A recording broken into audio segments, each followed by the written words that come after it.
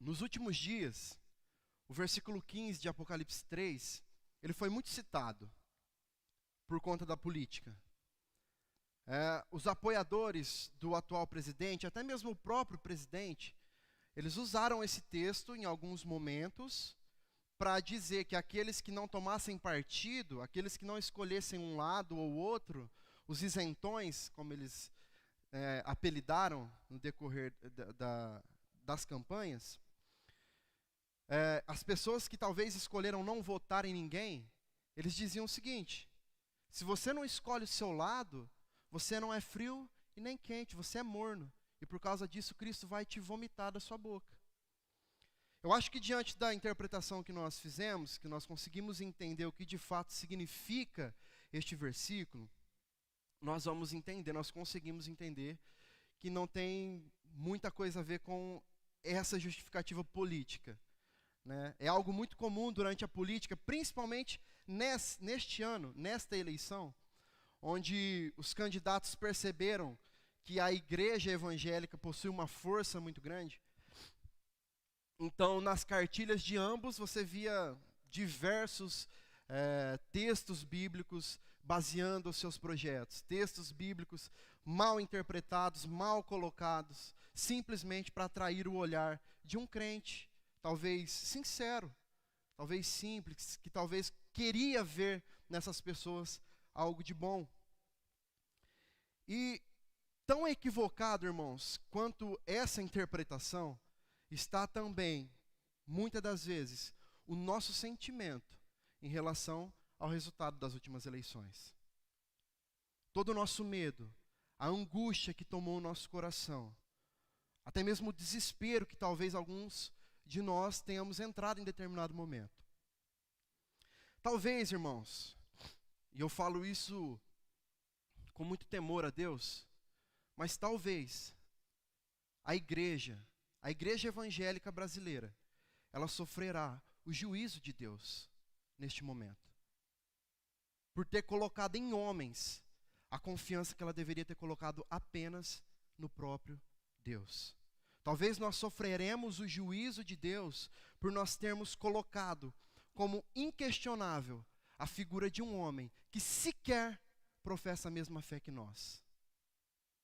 E veja, esta minha fala não é uma defesa para quem ganhou as eleições, de forma alguma. A partir do momento que nós interpretamos como sendo juízo de Deus para as nossas vidas, eu interpreto que isso seja o pior dos cenários que nós poderíamos estar vivendo.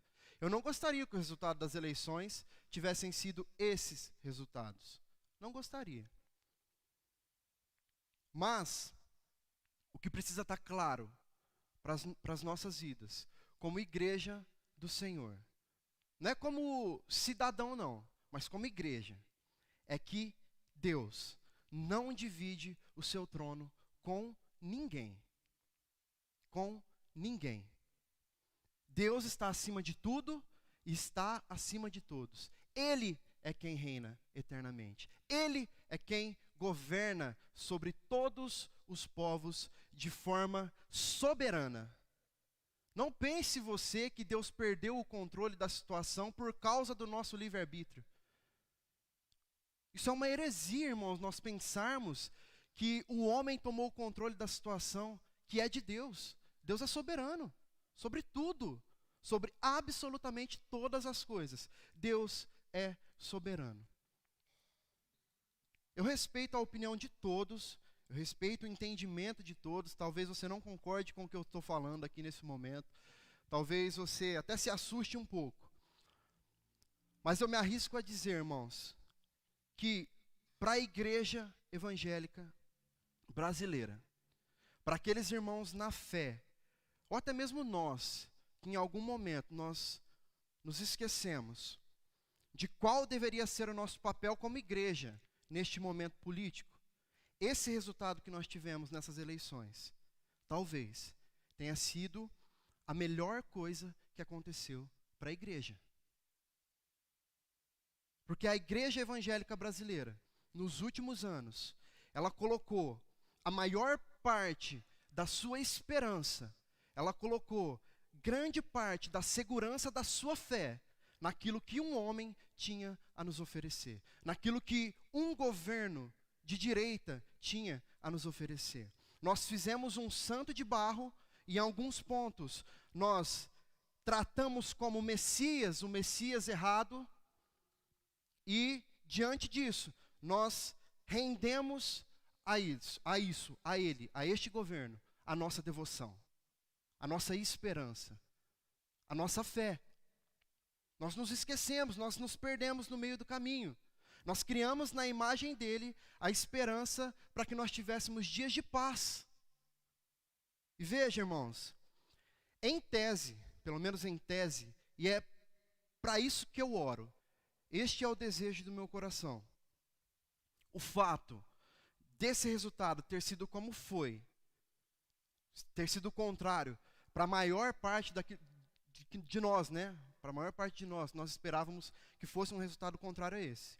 Mas talvez isso faça com que a igreja volte para o lugar de onde ela não deveria ter saído.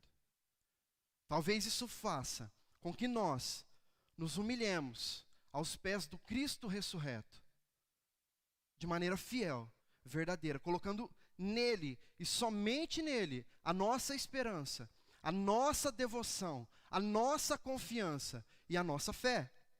O medo que talvez está tomando conta de nós e que talvez daqui para frente, por conta do cenário que pode surgir, venha tomar conta de nós em maior parte ainda, em grande escala, talvez isso será justamente o combustível que Deus irá usar para nos fazer voltar para o lugar de onde nós não deveríamos ter saído, aos pés da cruz de Cristo.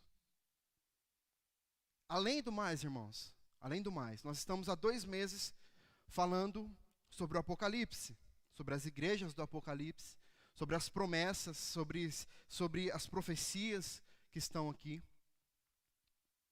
E não só isso, a igreja de Cristo está sendo alertada há pelo menos 2000 anos sobre as perseguições que a igreja sofreria. Qual a surpresa então, irmãos, desse dia chegar? Por que tanto medo nos nossos corações? Não é surpresa para nós se nós formos perseguidos. Não é surpresa para nós se os nossos discursos forem tolhidos, forem derrubados, se a nossa liberdade for tomada. Isso não será surpresa para nós. Nós já sabíamos antes que todo mundo. Nós somos privilegiados, porque nós estamos tendo tempo de nos preparar. Deus nos concedeu esse privilégio no momento em que Ele nos salvou. E Ele nos fez entender que este tempo chegaria. É agora? Não sei. Nem acredito que seja, para ser sincero. Mas pode ser. E se for? Nós não estamos ouvindo falar disso desde hoje, desde a semana passada ou há 2 meses. Nós somos crentes, com perdão da palavra, velhos já. A maioria de nós. Nós temos consciência das perseguições que nós sofreremos. E uma coisa, irmãos, que nós precisamos nos lembrar, é que somente aqueles que estiverem despreparados é que serão surpreendidos por aquele que virá como um ladrão. Aqueles que estiverem despreparados, como nós aprendemos, os despreparados são os que estão nas trevas. Estes serão surpreendidos. Os salvos, a igreja de Cristo, será livrada deste momento, de um jeito ou de outro. Ela não enfrentará da mesma forma. Ela receberá de Cristo o refrigério necessário. Então nós precisamos estar atentos. Amém?